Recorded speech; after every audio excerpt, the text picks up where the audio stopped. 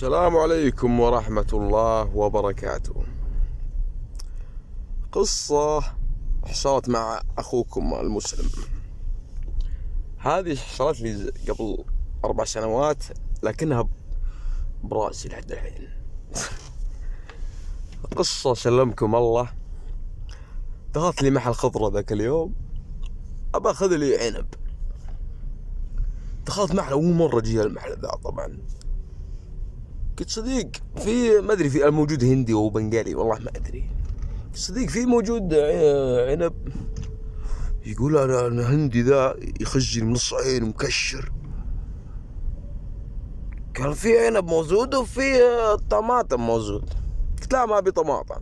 قال أنت ما في معلوم طماطم، أنت أول شيل الصندوق 2 صندوق بعدين يمشي ما يدفع فلوس. أنت ما في خوف على الله، أنت رزال كبير. أنا مستغرب مصدوم. قلت أنا متى أشيل؟ أنا ما يجي، أنا أول مرة يجي.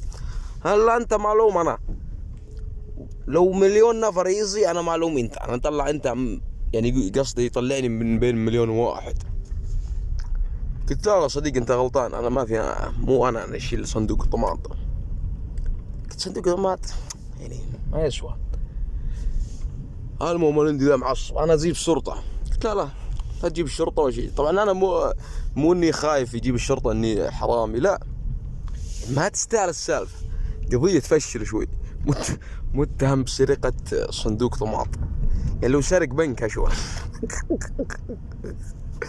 قلت صديق أنت غلطان، وقعدت أفسر له الله يخلق من الشباب 40. أنا أقول أنت حرامي. قلت صديق لا تقول حرامي، لا تغلط رجاء بليز، يعني تقول لي حرامي على صندوق طماطم. قلت صديق أنا لو حرامي ما يجي نفس محل، صح ولا لا؟ أنا أروح محل ثاني، صح ولا لا؟ ممكن أنت ينسى بعدين يزي. قلت أقول صديق على شحم جي يلا شوف كاميرات. أنا قلت كلام أنا حرامي، يلا شوف رجع كاميرات شوف إذا أنا حرامي. أنا قال رقم سري مع كفيل حق الكاميرات، قصد الباسورد مع الكفيل حق الكاميرا. طيب ايش تسوي انت؟ قلت انا قال ادق على كفيل. قلت دق على كفيل.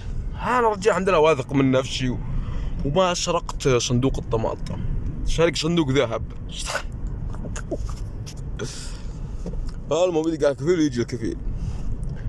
هو ما جاء كفيل، هو انت اللي سارق صندوق الطماطم. قلت رجال لا تغلط، شو تعرفني اعرفك، اول مره تشوفني تقول سارق صندوق طماطم. رجع كاميرات، تعرف التاريخ واليوم جاك الحرامي ذا. قال لا مو حرامي، ياخذ صندوق وما دفع فلوس. قلت رجع كاميرات. عصبت طبعا انا لاني مظلوم وهذول مبلشين صندوق طماطم ما ادري شلون. المهم رجع الكاميرا. الصدمه نفس زولي ويلبس نظارات طبيه مثلي. قلت لا، يوم شفت انا خفت، شكيت في نفسي. قلت معقول انا اللي ماخذ صندوق الطماطم ماشي؟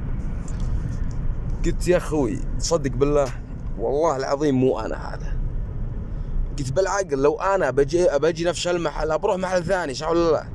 يعني ماني غبي انا. قال يمكنك نسيت. قلت انت مثل عاملك. المهم انا ما اخذت شيء، وش تبي تسوي الحين؟ قال نبيك تدفع حق الطماطم. قلت ما ادفع حق الطماطم، ماني ما اخذت منك شيء عشان ادفع. انا ادفع لك على اساس ايش يعني؟ مبلغ تافه صحيح، بس انا عندي مبدأ ما ادفع شيء يعني كذا بدون سبب. قال دق على الشرطة. قلت تدق على الشرطة؟ تزعج الشرطة عشان صندوق طماطم؟ يعني حتى عيب شوي يعني. قلت احلف بالله انه مو انت. قلت حلف بالله.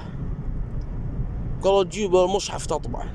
قلت استغفر الله، اطبع بالمصحف الشريف عشان والله صندوق طماطم؟ ماني طابع بالمصحف. ليه احنا قاعدين بمحكمة تطبعني بالمصحف عشان صندوق طماطم؟ قلت زي كذا. قولون قلت تدري شلون كم حساب الطماطم؟ قال يعني انت اللي ماخذ صندوق الطماطم؟ قلت لا حول. قلت ايه انا ماخذ صندوق الطماطم، انا حرامي صندوق الطماطم هذه، خذ فلوسك والله يستر عليك. قال يعني انت محتاج من اخذت صندوق الطماطم؟ قلت ايه محتاج، خذ فلوس. فكنا يا رجل فكنا. استغفر الله، كرهت العنب بسبة السالفة هذه. المهم وقت له فلوس واطلع. صراحة موقف غريب عجيب، يعني واحد مثل جولك ومثل يا قراد اللي يكون انا وانا نايم ماخذ صندوق الطماط وماشي. ومع السلامة.